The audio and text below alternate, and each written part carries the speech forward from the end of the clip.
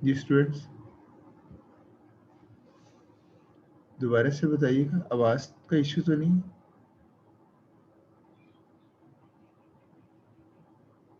आप लोगों को आवाज आ रही है? Yes sir. अच्छा, मैं पूछ ये रहा हूँ कि हमने रेडीमिक्स प्रॉब्लम डिस्कस किया था स्टार्ट पे, तो रेडीमिक्स प्रॉब्लम के वेरिएबल्स कितने थे और उनके नेम्स क्या रखे थे हमने? सर 2 थे। अ, सॉरी सर, आपकी पहले आवाज नहीं आ रही थी मुझे। मेरी आवाज नहीं आ रही थी? अच्छा, तो उनके नेम्स क्या थे वेरिएबल्स के, क्या रखे थे हमने? X1 and X2। x1 and x2, very good. तो अभी आप देखें, ये जो x है, कैपिटल x, ये उन सेट ऑफ वेरिएबल्स को डिस्क्राइब करने के लिए, यानी आप कह सकते हैं ये जो कैपिटल x है, ये हमने एक वेक्टर फॉर्म कह सकते हैं कि ये जो कैपिटल x है ये सेट ऑफ प्राइमल वेरिएबल्स हैं। तो x शो कर रहा है x1 और x2 को, और ये जो y है ये उसके डुअल वेरिएबल्स हैं।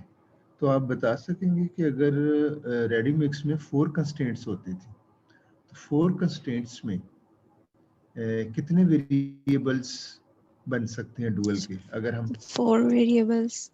4 वेरिएबल्स, यानी आप 4 कंस्ट्रेंट्स हैं, हर कंस्ट्रेंट के अगेंस्ट आप एक वेरिएबल एसोसिएट करते थे y1 y2 y3 y4। तो ये जो y इसमें नजर आ रहा है आपको, ये आपका डुअल वेरिएबल्स के सेट को डिस्क्राइब कर रहा है। तो आप कह सकते हो जो कैपिटल x है ये आपके सेट ऑफ प्राइमल वेरिएबल्स, और जो कैपिटल Y है ये सेट ऑफ डुअल वेरिएबल्स हैं। तो ये रेडी मिक्स, ये तो जनरल फॉर्म है, ये किसी भी प्रॉब्लम के ऊपर लग सकती है। तो जनरल फॉर्म को मैंने डिस्क्राइब किया है कि ये सेट ऑफ प्राइमल वेरिएबल्स, ये सेट ऑफ डुअल वेरिएबल्स। तो ये वेक्टर नोटेशन उनकी हैं। अगर रेडी मिक्स प्रॉब्लम को लें तो हम कह सकते हैं x1 x2, x capital x है x1 x2, और कैपिटल Y है y1 y2 y3 y4। अगर कोई और प्रॉब्लम लेंगे तो उसके हिसाब से ये डिफरेंट हो जाएंगे। तो अभी इस V और इस U को देखना है, तो जाहिर है ये जो प्राइमल प्रॉब्लम है, आप मुझे बताइएगा प्राइमल प्रॉब्लम में कितने स्लैक वेरिएबल्स यूज होंगे स्टैंडर्ड फॉर्म में बनाने के लिए, कोई आइडिया है? सर अगर 4 कंस्ट्रेंट हैं तो 4 स्लैक वेरिएबल्स यूज होंगे। बिल्कुल, 4 कंस्ट्रेंट्स हैं प्राइमल प्रॉब्लम की, 4 स्लैक वेरिएबल्स होंगे। तो ये डिसीजन वेरिएबल्स हैं प्राइमल के, लेकिन इसके जो स्लैक वेरिएबल्स हैं वो दूसरे के साथ प्रोडक्ट लिया हुआ है, यानी ये डुअल वेरिएबल्स है। डुअल के साथ ये जो यू है ये प्राइमल के स्लैक वेरिएबल्स है। नॉर्मली हम slack variables s1 s2 s3 s4 लेते थे, क्योंकि इधर प्राइमल भी लेके जाना है और डुअल भी लेके जाना है, तो उनको दो डिफरेंट डेजिग्नेशंस उनकी ले ली। एस सीरीज को छोड़ के यू, यू है प्राइमल स्लैक वेरिएबल्स, और वी हैं डुअल स्लैक वेरिएबल्स। तो डुअल को भी हम स्टैंडर्ड फॉर्म में आज बना के देखेंगे। आपके अगर x 4 कंस्ट्रेंट्स हैं प्राइमल की, तो 4 स्लैक होंगे। तो प्राइमल के स्लैक हैं आपके u, और डुअल प्रॉब्लम के स्लैक हैं v। तो हमने प्रोडक्ट किसका ले रहे हैं, प्राइमल डिसीजन का प्रोडक्ट ले रहे हैं डुअल स्लैक के साथ, और डुअल वेरिएबल्स का प्रोडक्ट ले रहे हैं प्राइमल स्लैक के साथ। ये जरा मैं दिखाता हूँ आपको, आपको पता चल जाएगा मैं क्या कहना चाह रहा हूँ।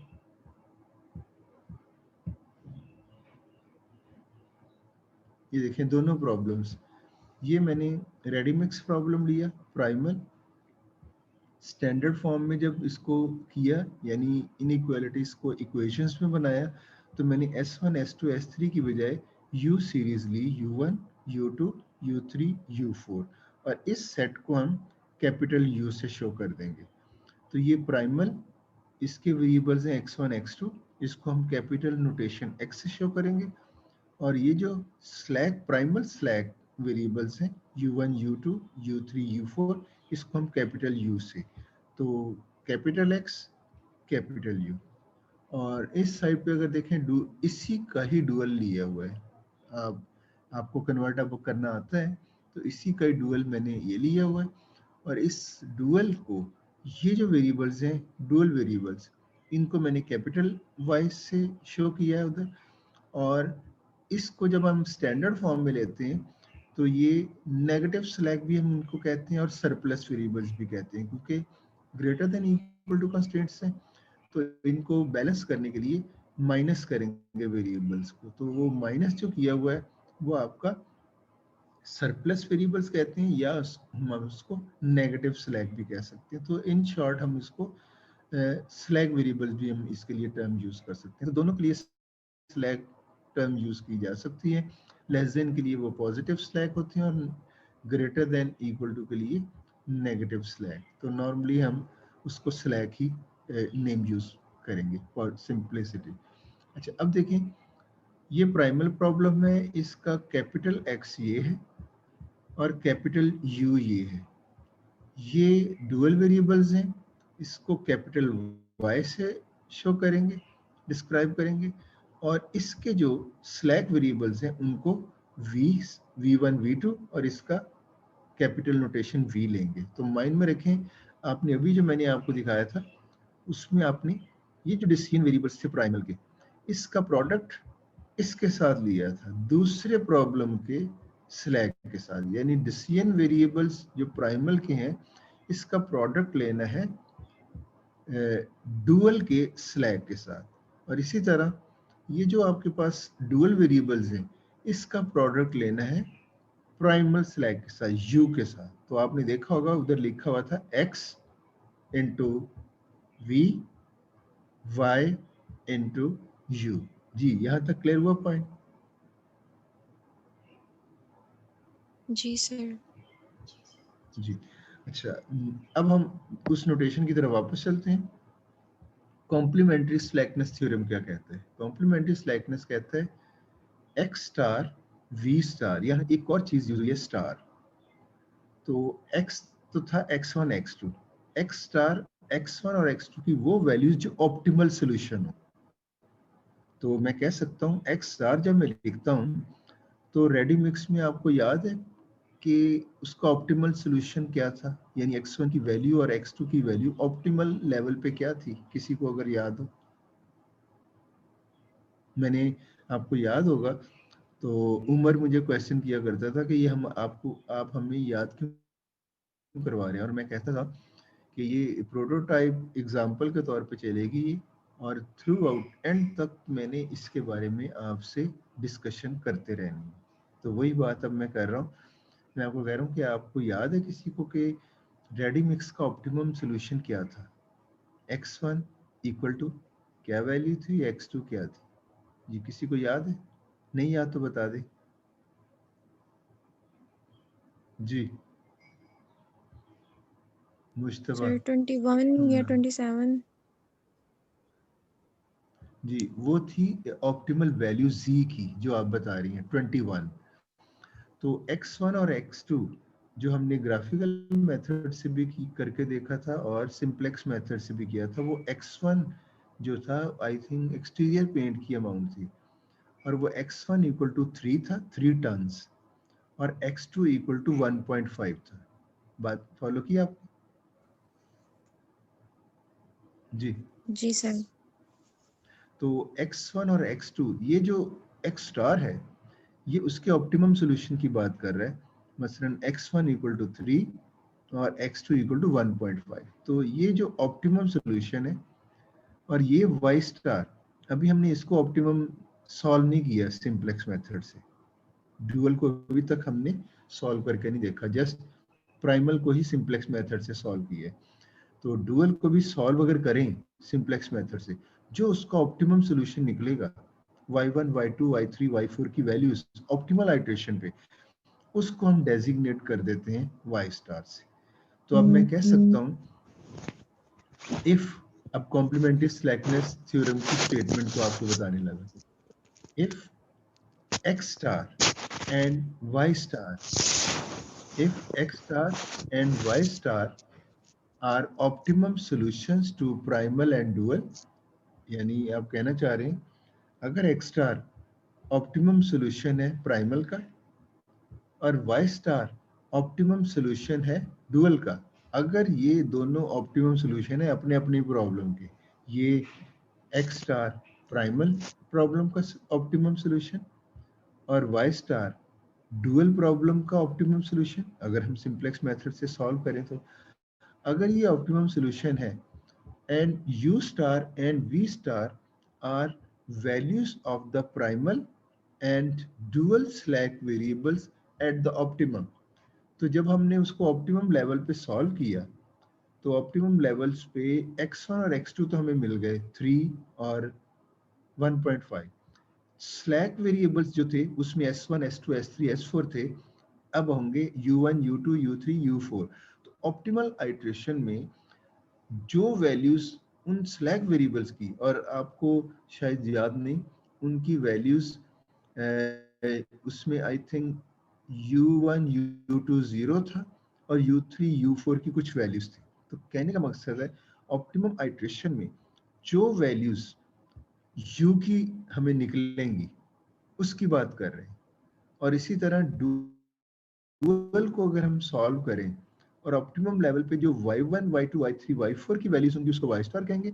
और ऑप्टिमम आइट्रेशन में अगर कोई एग्जिस्ट कर रहा है इसका स्लैक वेरिएबल जिसको हम v1 v2 अभी शो कर रहे थे, वो वैल्यूज अगर हैं तो फिर ये कंडीशन, इनका प्रोडक्ट और उसका सम 0 होना चाहिए। ये कह रही है कॉम्प्लीमेंट्री स्लैकनेस कंडीशन। दोबारा से बात करता हूँ, optimum solution to the primal,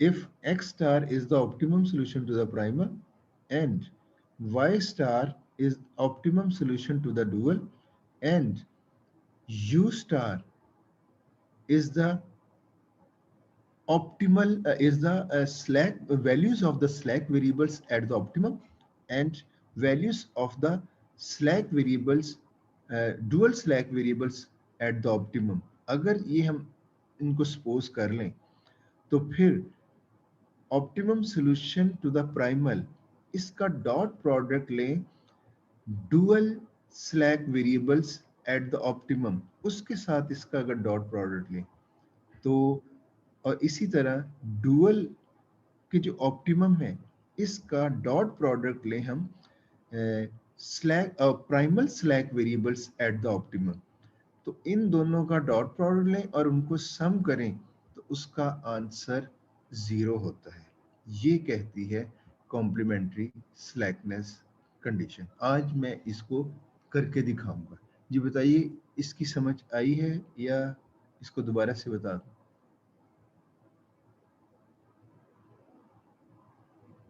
जी आ गई है सर समझ, लेकिन थोड़ा सा कंफ्यूजिंग है ये। हाँ, चलिए कंफ्यूजन अभी दूर कर देते हैं।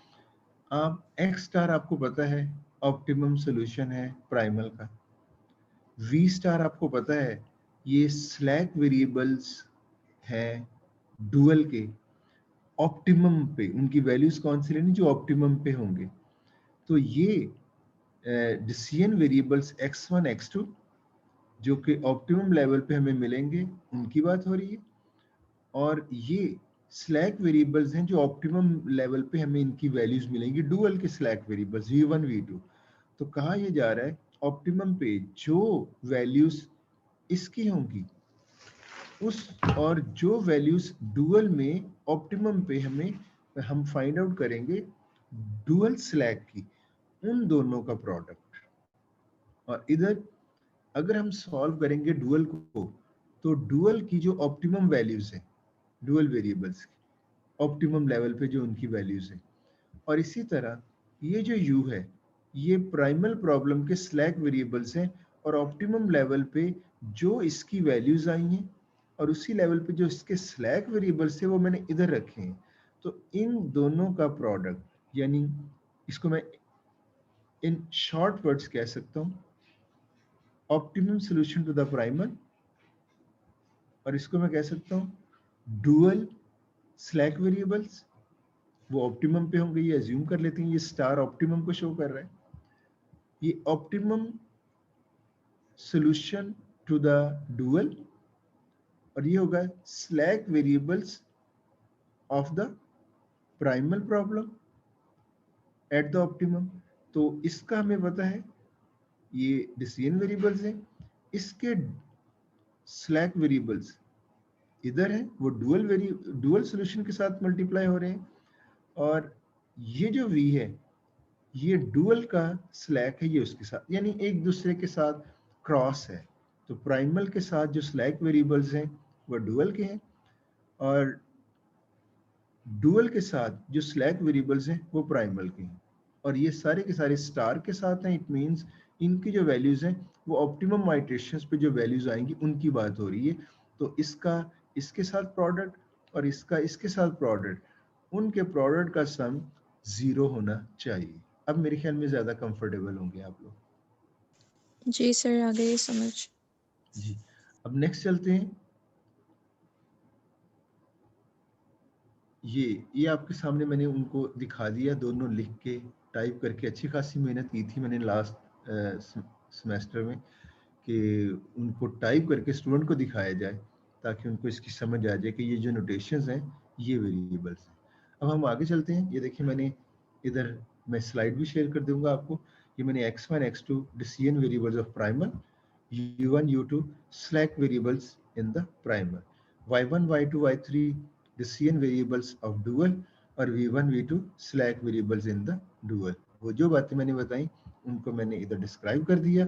अब कहा ये जा रहा है इसकी ऑप्टिमल वैल्यूज का अगर डॉट प्रोडक्ट लें इसके साथ, मैंने इनकी कलर स्कीम भी इंटेंशनली इस तरह रखी है कि जिसको जिसके साथ प्रोडक्ट करना उनकी कलर स्कीम सेम रहे। अब देखिएगा रेड है और डुअल के जो स्लैक हैं वो रेड रखे हैं, ताकि पता चले इसको इसके साथ मल्टीप्लाई करना है। और इधर ये ब्लू स्कीम है, ये वाई सीरीज, और इसको प्राइमल के स्लैक के साथ मल्टीप्लाई करना है। तो ये कलर स्कीम इस तरह से मैं यूज कर रहा हूँ, और इधर भी मैंने कलर स्कीम यूज की है। देखें ये रेड है, ये रेड है, ये ब्लू है, ये ब्लू है। तो ये देखें ये ब्लू है, और इधर ब्लू स्कीम में ये रेड है, और इधर ये रेड है। तो इंटेंशनली कलर स्कीम मैटर कर रही है इसमें, जो समझने के पॉइंट ऑफ व्यू से। देखें अलग अलग चलते हैं। अब मैंने ये आपको एक्सप्लेन कर दिया। ये स्टार तो वेक्टर फॉर्म में है, तो इसके अंदर तो इस पर्टिकुलर प्रॉब्लम में ये दो वेरिएबल्स हैं x1 x2। अगर जाहिर है कोई और प्रॉब्लम हो 3 वेरिएबल का, तो ये x star x1 x2 x3 बन जाएगा। और इसी तरह v स्टार वो जितने वेरिएबल्स उस पर्टिकुलर प्रॉब्लम के उसके हिसाब से आ जाएंगे। तो रेडी मिक्स के हिसाब से मैं कह सकता हूँ ये x1 x2 है, और ये v1 v2 है, और ये y1 y2 y3 y4, और u1 u2 u3 u4। तो आपने देखा होगा ये भी एक चीज कॉमन नजर आ रही है कि इसमें जितने नंबर ऑफ वेरिएबल्स हैं उतने ही ये होंगे। देख सकते हैं 2 decision variables of the primal, 2 slack variables to the dual। तो आप देख रहे हैं इनकी ये सेम है, और ये 4 है, तो इसका प्रोडक्ट हमने इसके साथ लेना है, ये भी 4 है। तो इसलिए मैं, क्योंकि ये वेक्टर फॉर्म में मैं इसको एक्सपेंड करना है ग्रेजुअली, तो शुरू में मैं क्या करता हूँ, ये क्योंकि दोनों सेम है तो इसके लिए इंडेक्स हमने उनका सम लेना होता है।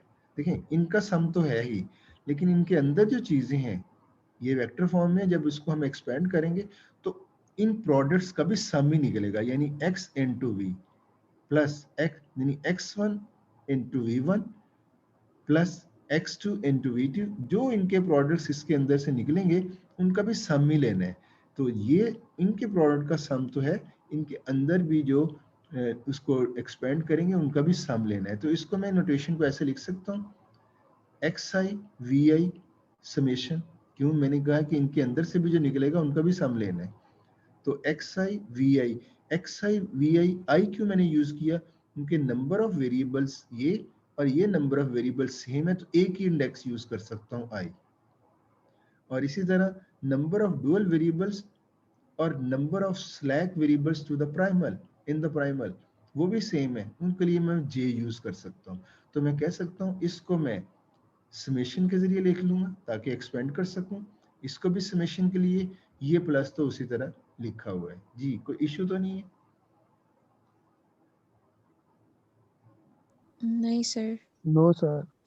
अच्छा, अब आप देखें यहाँ पे ये बताया हुआ है number of variables in the primal, देखें 2 है, और ये इसके स्लैग के साथ इनकी matching. Number of constraints in the dual कितनी है? 2। देखें जितने वेरिएबल्स होते हैं आप देखते हैं, देखें हमने देखा था डुअल की कंस्ट्रेंट्स कितनी होंगी, जितने वेरिएबल्स होते हैं, ये देखें 2 वेरिएबल्स, हर एक कॉलम से एक कंस्ट्रेंट निकलती है, तो जितने वेरिएबल्स होंगे उतनी ही कंस्ट्रेंट्स होंगी, तो जितनी कंस्ट्रेंट्स होंगी उतने ही उसके स्लैक होंगे, तो इसलिए ये नंबर और ये नंबर सेम होगा। फिर से बता रहा हूँ, इसके जितने वेरिएबल्स होंगे उतने कॉलम होंगे, 2 वेरिएबल्स 2 कॉलम, तो जितने कॉलम होंगे उतनी ही कंस्ट्रेंट्स होंगी, और जितनी कंस्ट्रेंट होगी स्टैंडर्ड फॉर्म में उतने ही डुअल स्लैक होंगे। तो इट मींस ये डिसीजन वेरिएबल्स और डुअल डेफिनेटली सेम होने चाहिए। तो ये मैंने कहा 2 slack variables are needed to balance the equation. So there is a mapping between primal X and dual slack. Mapping हो सकती है, 2 ये है तो 2 ये होंगे, इसलिए मैंने I यूज किया है। I is used as an index for x and v. So I represents the number of variables in the primal and number of constraints in the dual. I think clear हो गया होगा I के लिए, right? जी sir, हो गया। अब हम J की बात कर लेते हैं, क्योंकि मैंने स्लाइड जरा कंप्लीट करने के लिए। तो J में देखें डुअल के वेरिएबल्स कितने हैं? 4। तो डुअल के अगर वेरिएबल्स 4 हैं तो डुअल के वेरिएबल्स निकलते कहाँ से हैं? कंस्ट्रेंट से। प्राइमल की कंस्ट्रेंट से। कंस्ट्रेंट से। तो डुअल वेरिएबल्स 4 हैं तो प्राइमल की कंस्ट्रेंट्स कितनी होंगी? 4। 4। तो उनको स्टैंडर्ड फॉर्म में स्लैक कितने चाहिए होंगे? 4। तो it means number of variables in the dual ये 4 है, number of constraints in the primal ये कंस्ट्रेंट से निकले हैं वो भी 4 है, और इसलिए 4 ही स्लैक वेरिएबल्स होंगे। 4 slack variables are needed to balance the primal equation. So there is a mapping between y and primal slack u. तो j को हम यूज कर सकते हैं as an index for y and u. j represents the number of variables in the dual and number of constraints in the primal. I think ये भी चीज clear होगी आप। Yes sir. तो अब आप कह सकते हो इस जनरल नोटेशन को, ये कॉम्प्लीमेंट्री स्लैकनेस कंडीशन है, आज इसी को हमने अंडरस्टैंड करना है। इसको मैंने इस तरह से लिख सकता हूँ, इसको समेशन की फॉर्म में, इन दोनों प्रोडक्ट को समेशन एक्स आई वी आई ले लिया क्योंकि ये नंबर सेम है, तो वेक्टर फॉर्म में अगर हम इसको मल्टीप्लाई करेंगे तो ये सेम है, तो अब प्रोडक्ट भी लिया जा सकता है। अब ये देखें इसको समेशन की फॉर्म में, इस प्रोडक्ट को समेशन की फॉर्म में वाई जे यू जे हमने ले लिया जी। अब चलते हैं नेक्स्ट, ये चीज आपको समझ आ गई। एक चीज हमने देखनी है, इस अब को हम एक्सपेंड करने लगे हैं अपनी इस प्रॉब्लम के हिसाब से। ये तो अभी भी जनरल थी, x i v i y j u j, इनके सम और फिर उनका सम 0, तो ये अभी तक जनरल फॉर्म है, अभी ये रेडी मिक्स के हिसाब से नहीं है, जनरल फॉर्म है। तो जब एक पर्टिकुलर प्रॉब्लम लिया जाएगा रेडी मिक्स, तो उसमें हमें ये नंबर भी पता होगा, ये भी पता होगा और ये भी पता होगा, फिर हम ये मैं रेडी मिक्स के हिसाब से इसको एक्सपेंड करने लगा। अभी तक ये जनरल है, ऑल प्रॉब्लम्स के लिए कॉम्प्लीमेंट्री स्लैकनेस कंडीशन ये है, जो भी पर्टिकुलर प्रॉब्लम होगा इस तरह से एक्सपेंड किया जा सकता है। इसके 2 वेरिएबल्स हैं, तो x1 v1 प्लस समेशन को एक्सपेंड कर रहा हूँ, पहले i1 लें तो क्या होगा x1 v1, फिर समेशन सम, फिर i2 लें x2 v2, तो ये देखें x1 v1 plus x2 v2, इस समेशन को मैंने रेडी मिक्स के हिसाब से एक्सपेंड कर दिया। और इधर j 4 तक है, 1 2 3 4, तो पहला प्रोडक्ट होगा y1 u1, ये आ गया। फिर ये समेशन सबका सम लेना है, y2 u2 ये plus y3 u3 plus y4 u4, और इन सब को एक्सपेंड कर दें तो राइट हैंड साइड इसकी जीरो है। ये आपने रेडी मिक्स को अगर टेस्ट करना है कॉम्प्लीमेंट्री कंडीशन, तो कॉम्प्लीमेंट्री कंडीशन अप्लाई कर दी है रेडी मिक्स के ऊपर। जी, यहां तक कोई इश्यू तो नहीं? नहीं सर। No. अब हम देखते हैं ये जीरो कब हो सकती है। मैथमेटिक्स को यूज करना है। ये जीरो अगर सम, ये इन टर्म्स का सम आ रहा है, तो ये जीरो कब होगा? जब ये तमाम टर्म्स अपने तौर पे जीरो होंगे। सिंपल सी बात है, सम लिया जा रहा है 1 2 3 4 5 6 टर्म्स का।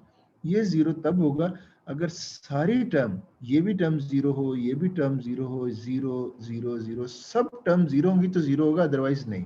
अगर एक भी टर्म जीरो नहीं है तो ये जीरो नहीं हो सकता। तो इसका मतलब है फर्स्ट टर्म भी जीरो होनी चाहिए, सेकंड भी जीरो होनी चाहिए, third term, fourth, fifth, sixth, ये सारी जीरो होनी चाहिए, तब ये जीरो होगा। और ये जीरो कब होंगी? ये टर्म जीरो कब होगी, कोई बताएगा? ये टर्म कब जीरो होगी? x1 product v1। तो जब प्लस लिया जाता है तो उसके लिए तो सारी टर्म जीरो होंगी तो जीरो होगा। जब प्रोडक्ट लिया जाता है, जैसे आप करते होते थे सर एक और को गेट जीरो एंड होना गेट, चाहिए। जी सर, कोई एक इनमें भी से जीरो होगी तो कोई दूसरा एक जीरो हो जीरो जाएगा। हो तो जीरो आ जाए। तो इट मींस ये जीरो हो तो फिर भी जीरो आ सकता है, या ये जीरो हो फिर भी जीरो आ सकता है।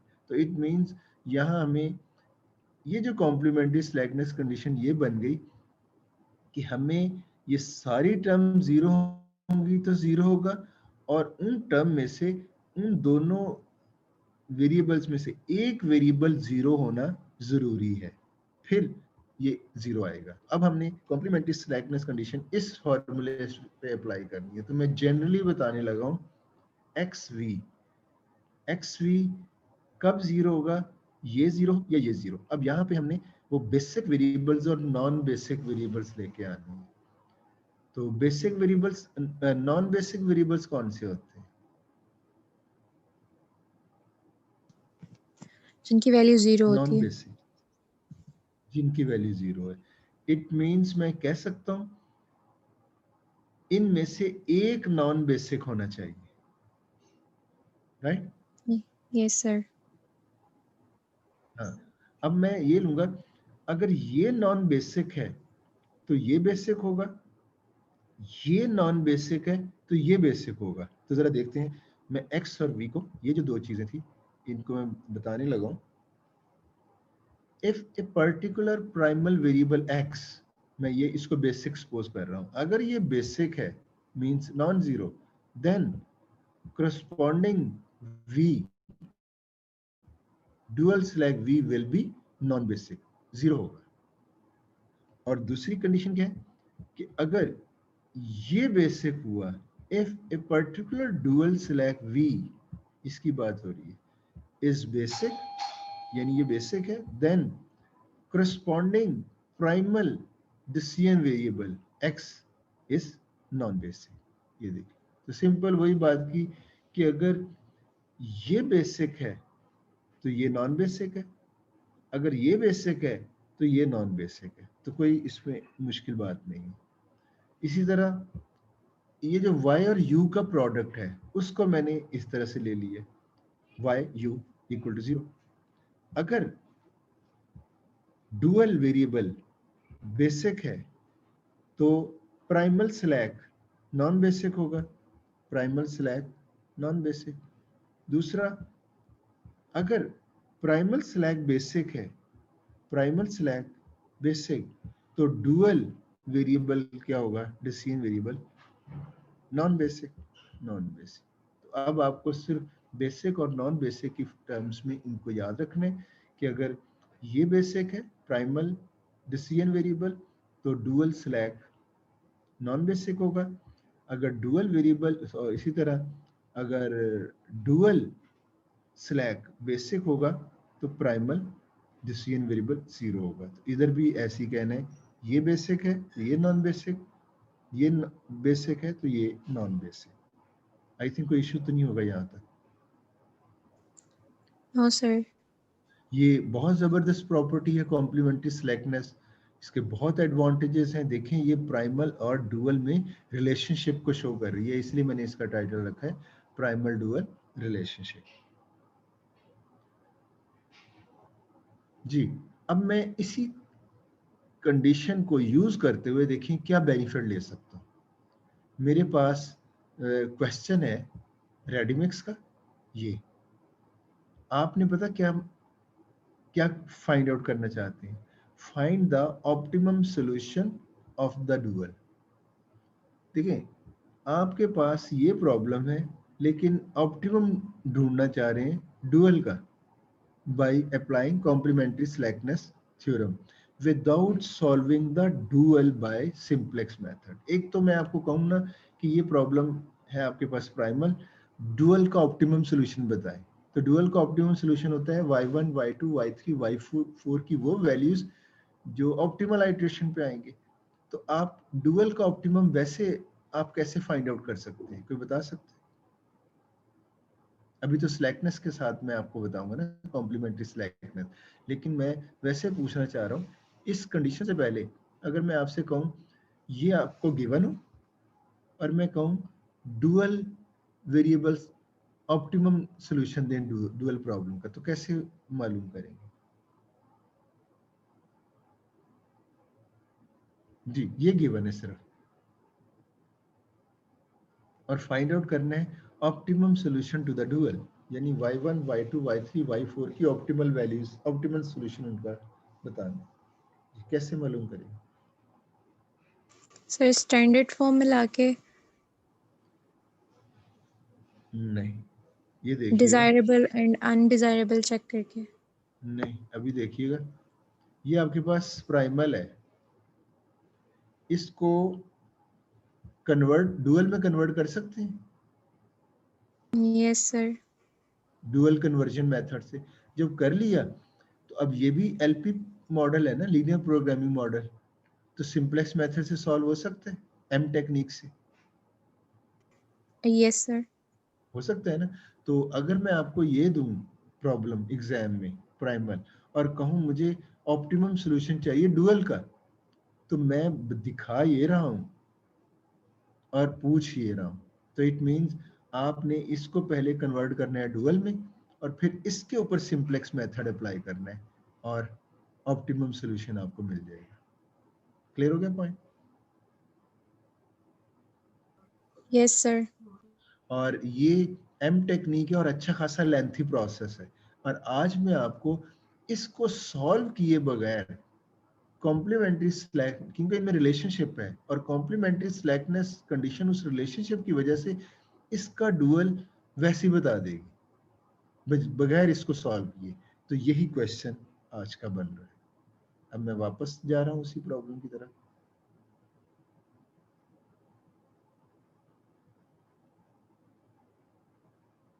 जी जब देखें क्वेश्चंस जरा गौर से देखें, ये आपको गिवन है प्राइमल और आपको कहा गया है find the optimum solution of the dual by applying complementary slackness theorem without solving the dual by simplex method. I think अब इस स्टेटमेंट की समझ आ गई हो। Yes sir. स्टेटमेंट में ही आंसर था आपके क्वेश्चन का। स्टेटमेंट में क्या? स्टेटमेंट में ही आपके उस क्वेश्चन का आंसर। नहीं, क्वेश्चन का आंसर तो अभी हमने कैलकुलेट करना है। अच्छा, जी सर। एक और चीज है, उस वक्त तक आप ये नहीं, इसका ऑप्टिमम सॉल्यूशन नहीं ले सकते कम से कम इसका ऑप्टिमम सॉल्यूशन आपको पता हो। अगर नहीं पता तो सिंपलेक्स मेथड से इसका ऑप्टिमम सॉल्यूशन ढूंढना है। तो पहले इसका ऑप्टिमम एक को सॉल्व जरूर करना पड़ेगा। अगर मैं आपसे कहूं कि मुझे डुअल का ऑप्टिमम सॉल्यूशन ले, तो अभी आपके पास मेथड ये है, तो आप इसका डुअल कन्वर्ट करोगे और वहां से कैलकुलेट करोगे। एक तो ये मेथड है। अगर मैं आपसे कह दूं कि जी ये ऑप्टिमम सॉल्यूशन इसका मौजूद है, ये मैंने लिखा हुआ है, वो जो आपने रेडीमिक्स का ऑप्टिमम सॉल्यूशन ग्राफिकल मेथड और सिंपलेक्स मेथड से लिया, तो ये भी अगर हमारे पास गिवन हो x1 फ्री, वो एक्सटीरियर पेंट था आई थिंक, और x2 1.5 टन्स, और इसके S1, S2, S3, S4 थे, मैंने उसको U1 की फॉर्म में लिखा हुआ है, U1 0, U2 0, ये ऑप्टिमम आइट्रेशन में नहीं थे, नॉन बेसिक थे, इस वजह से 0, और S3, S4 आई थिंक उधर थे 2.5 और 0.5, तो मैंने उसको U3, U4 लिख दिया, और ऑप्टिमम वैल्यू क्या, Z इक्वल टू 21 था। तो अगर मैं आपको कहूँ कि ये प्राइमल प्रॉब्लम है और इसका ऑप्टिमम सोल्यूशन भी मैं कह दूं मैंने कैलकुलेट कर लिया ये है, तो क्या आप मुझे डुअल का ऑप्टिमम सॉल्यूशन बता सकते हैं? तो आपको डुअल का ऑप्टिमम बनाने के लिए इसको डुअल में कन्वर्ट करके और डुअल को सिंपलेक्स से सॉल्व करने की जरूरत नहीं, कॉम्प्लीमेंट्री स्लैकनेस कंडीशन ये सॉल्व कर देगी। तो ये है आज का टॉपिक। ठीक है, क्लियर हो गया पॉइंट? जी सर। हाँ, अब हमने क्या करना है, हमें ये गिवन है ऑप्टिमम सॉल्यूशन, इसको सॉल्व करके जो ऑप्टिमम आइट्रेशन पे हमें सॉल्यूशन मिला वो गिवन है। तो इसका मतलब है अगर हमारे पास मॉडल गिवन हो और उसका ऑप्टिमम सॉल्यूशन गिवन हो, तो हमें डुअल का ऑप्टिमम सॉल्यूशन कैलकुलेट करने की जरूरत नहीं, सॉल्व करने की जरूरत नहीं, बल्कि कॉम्प्लीमेंट्री स्लैकनेस कंडीशन से ये निकाला जा सकता है।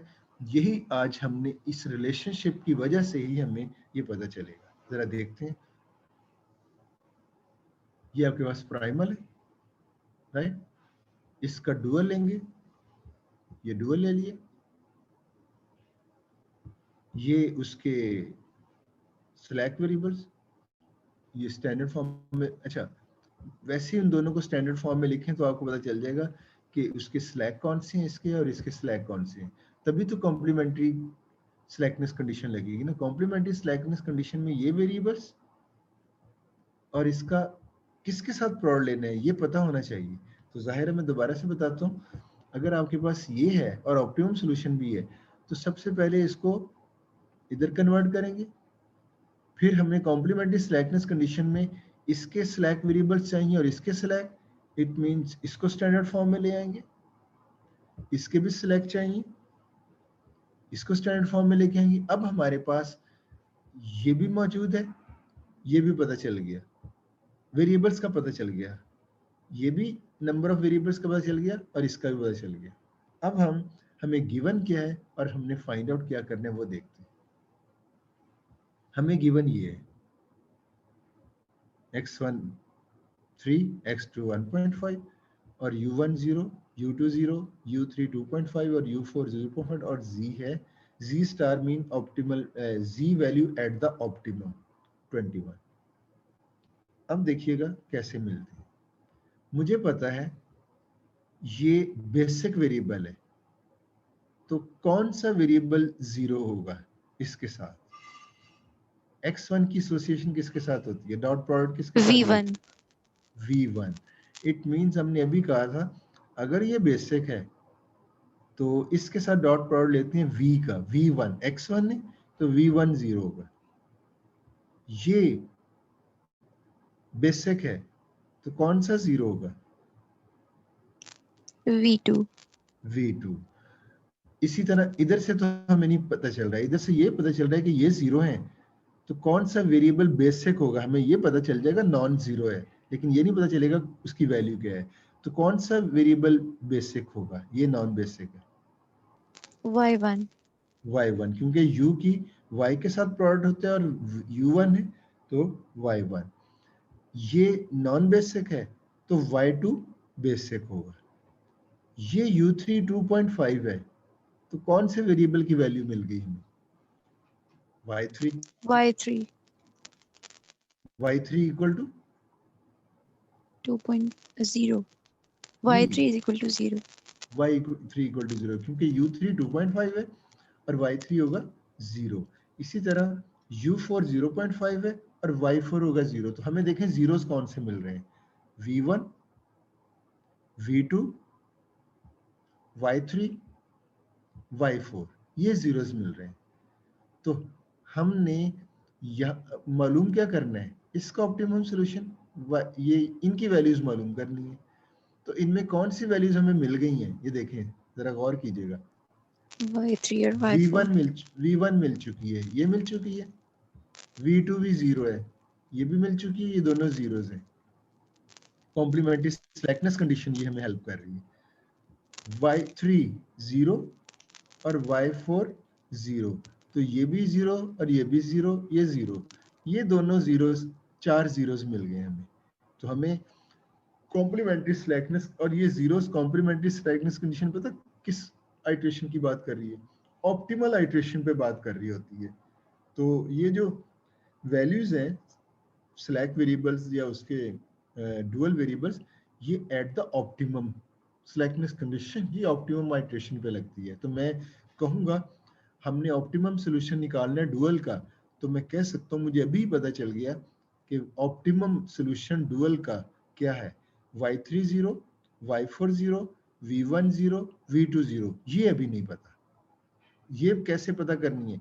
ये ऑप्टिमल वैल्यूज अगर हम इन दो इक्वेशंस में पुट कर दें तो जो वैल्यूज आएंगी वो y1 और y2 भी हम फाइंड आउट कर सकते हैं। वो आपने लीनियर इक्वेशंस के हिसाब से आपने देखा होगा। तो मैं इसके अंदर पुट करने लगा हूं y3 y4 v1 v2 0, ये 0 है, ये 0 है, तो यहां निकलेगा 6y1 plus y2 equal to 5।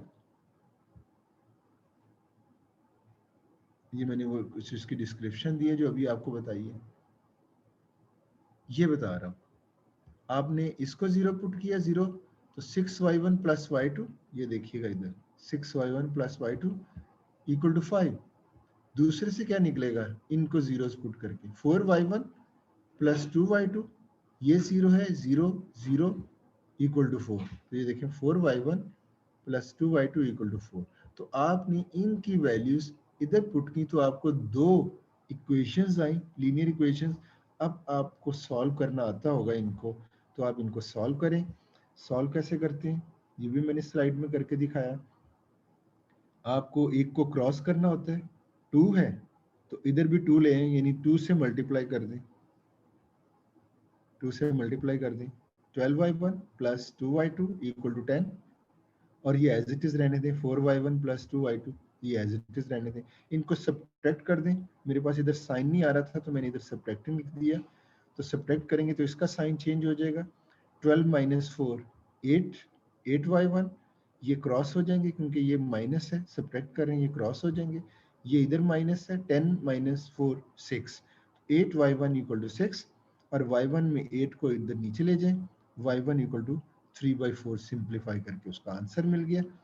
y1 आपको मिल गया, y1 को इन दोनों में से किसी में भी प्लेस करके y2 निकाल लें। तो मैंने इसके अंदर प्लेस कर रहा हूँ y1 को, तो 6 इंटू y की value 3/4 plus y2 equal to 5, और इसको सिंप्लीफाई करके मैंने निकाल लिया y2 इक्वल टू 1/2। तो मेरे पास y1 भी वैल्यू भी आ गई, y2 की भी वैल्यू। देखिए मेरे पास ये चार वैल्यू जीरोस थी, ये दोनों रहती थी, उन 4 ऑप्टिमल वैल्यूज को इधर पुट किया, तो जो y1 और y2 की आएंगी वो optimal values y1 equal to 3/4 और y इक्वल टू 1/2। तो आप देख सकते हैं मेरे पास डुअल सॉल्यूशन क्या निकला, y1 3/4, y2 1/2, ये 3/4 1/2, और ये बाकी सारी जीरोस थी, y3 y4 v1 v2 सारी जीरोस। और आप इन वैल्यूज को इस z में पुट करके देखें w में, तो w भी 21 ही आएगा। जी बताएं, कोई इशू तो नहीं? नहीं सर। तो अब भी हमने देखा, हमें, मैं दोबारा से प्रॉब्लम की तरफ वापस आता हूं, अगर हमें सिर्फ ये दिया हो और ऑप्टिमम सॉल्यूशन भी दिया हो तो हमने क्या करना है, इसका डुअल लें,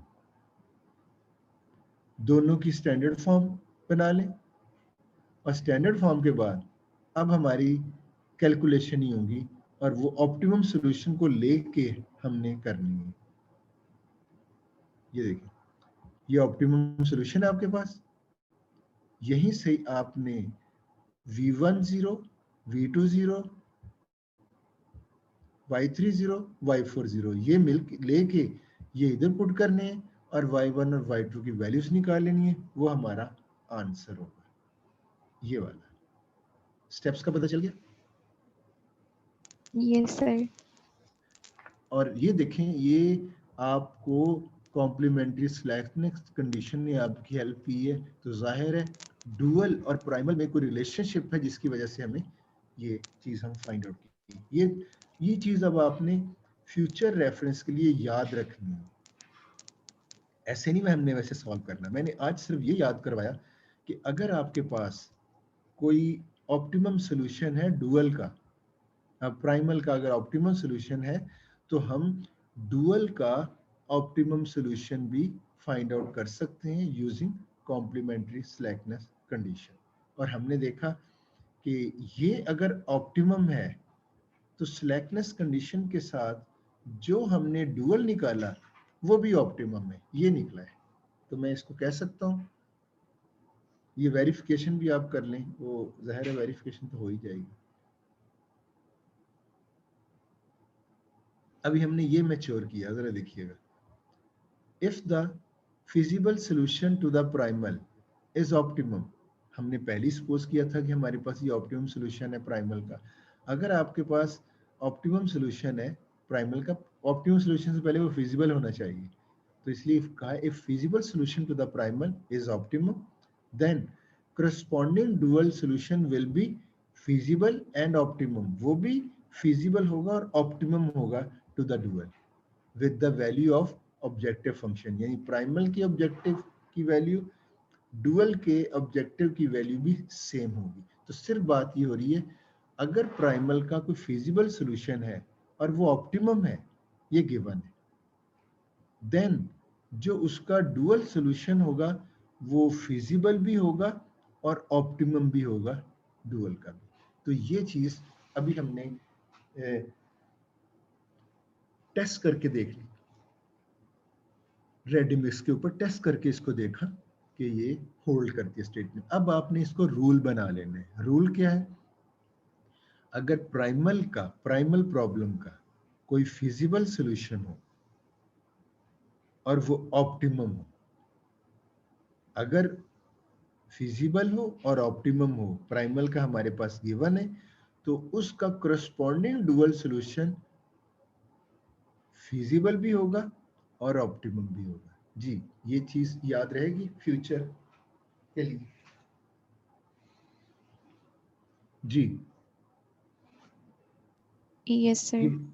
जी, अभी 8:55, मुझे लास्ट 10 मिनट्स भी चाहिए होंगे, तो लास्ट 10 मिनट्स में मैंने आपकी वो जो प्रेजेंटेशन है उनकी ग्रुपिंग करनी है, ग्रुप्स बनानी है और टीए के साथ आपकी मीटिंग भी करवानी है, ताकि आपके जो इश्यूज हैं असाइनमेंट्स और क्विजेस से रिलेटेड वो रिजॉल्व हो जाए। तो लास्ट 10 मिनट्स में अभी 8:55 हुए हैं, तो मुझे 9:05 पे मैं इंशाल्लाह ये वाइंड अप कर दूंगा और 10 मिनट्स में हम ये डिस्कशन करेंगे। तो 10 मिनट्स जो रहते हैं उसमें एक और रूल सीखना है, और वो क्या है, देखिए पहले मुझे प्राइमल मॉडल दिया गया था और इसका ऑप्टिमम सॉल्यूशन दिया गया था। अब ऑप्टिमम नहीं, मुझे नॉन ऑप्टिमम सॉल्यूशन गिवन है। तो अब देख लें, आप ऐसे ही कह सकते हैं जैसे 3 आइटरेशंस थी इसको सॉल्व करने के लिए, तो आखिरी आइटरेशन में तो ऑप्टिमम सॉल्यूशन निकल आता है।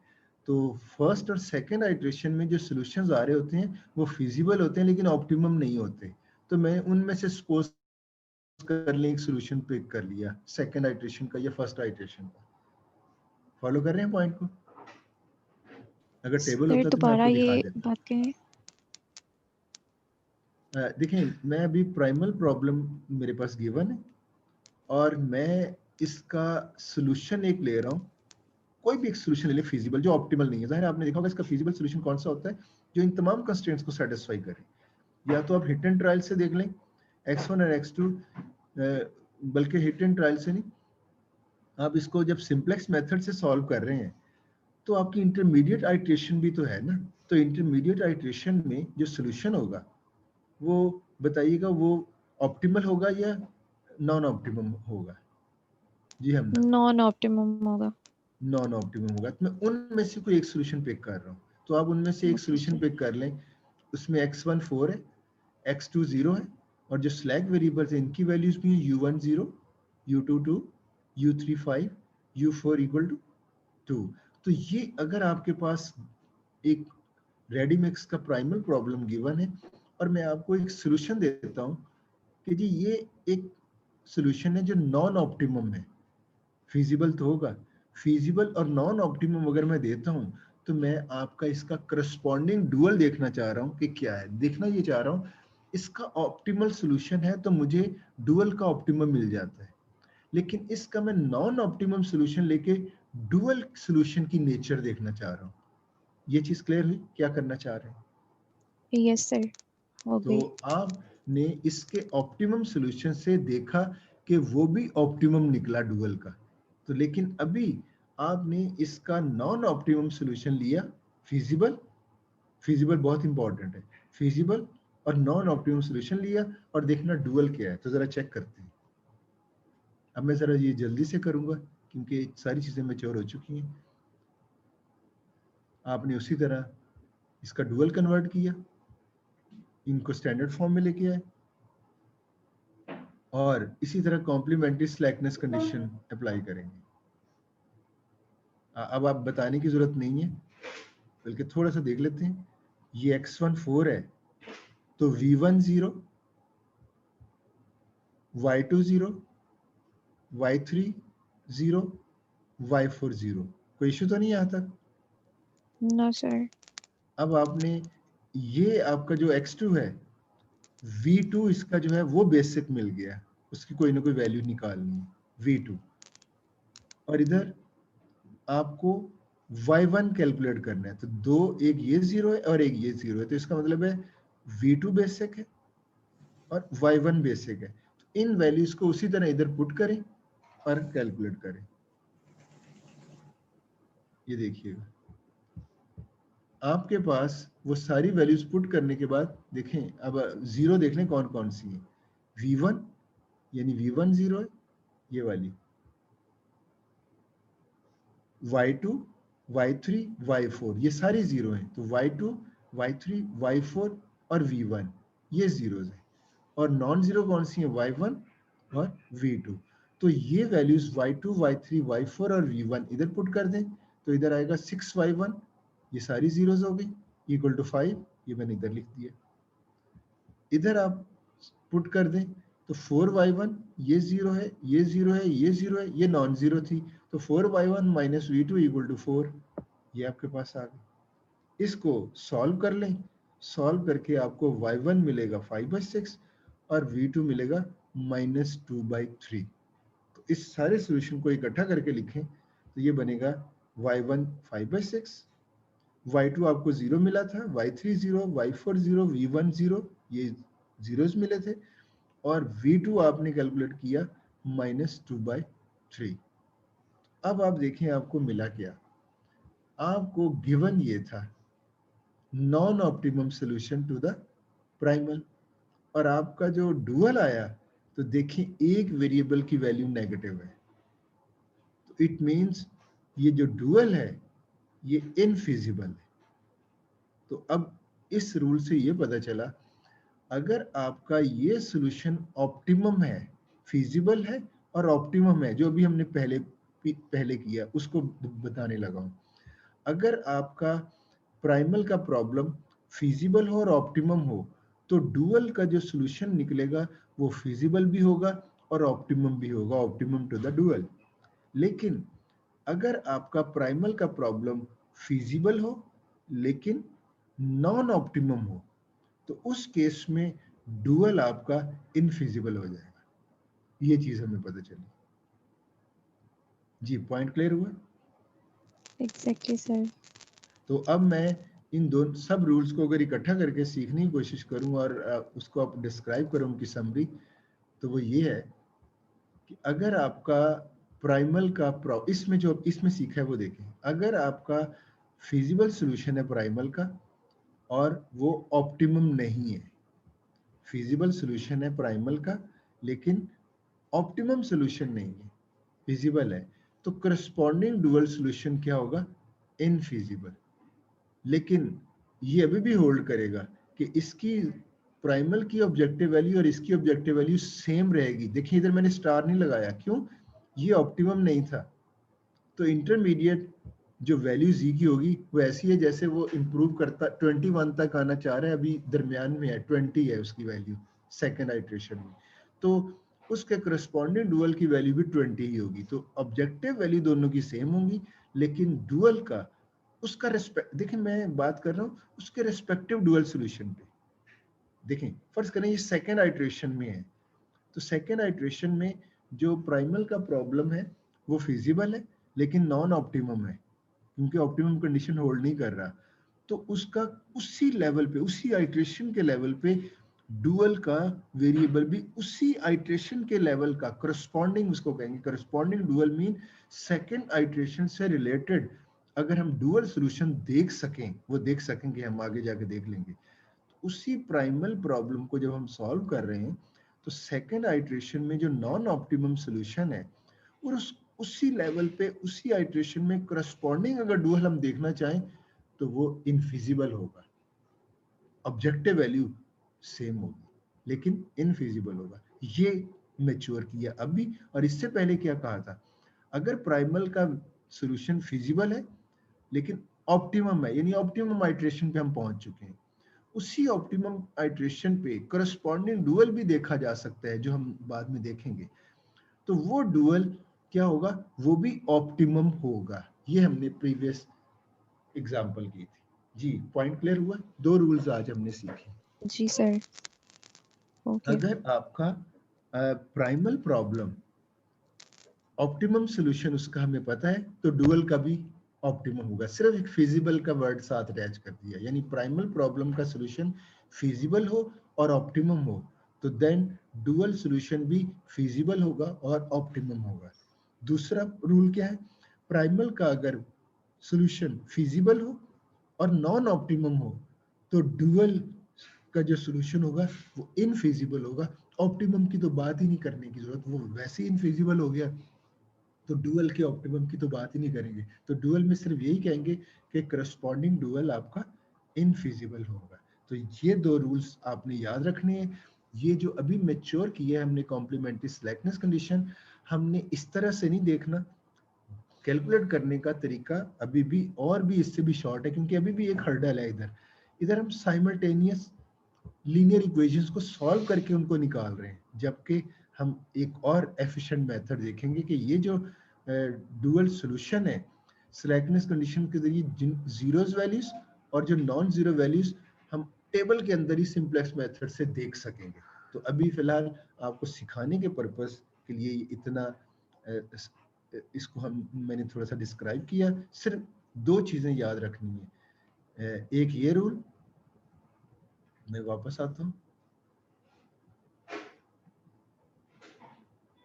if feasible solution to the primal optimum, यानी प्राइमल सॉल्यूशन फिजिबल भी है ऑप्टिमम भी है, then dual solution will be feasible and optimum. एक ये मैच्योर किया और ये वैल्यू ऑप्टिमम दोनों की वैल्यू सेम होगी। और दूसरा हमने अभी क्या किया, ये वाला, इफ फिजिबल सॉल्यूशन यानी प्राइमल का सॉल्यूशन फिजिबल है लेकिन ऑप्टिमम नहीं है तो करस्पॉन्डिंग डुअल क्या होगा, इनफिजिबल। आई थिंक आज का लेक्चर आपने अंडरस्टैंड किया होगा। Yes sir. जी।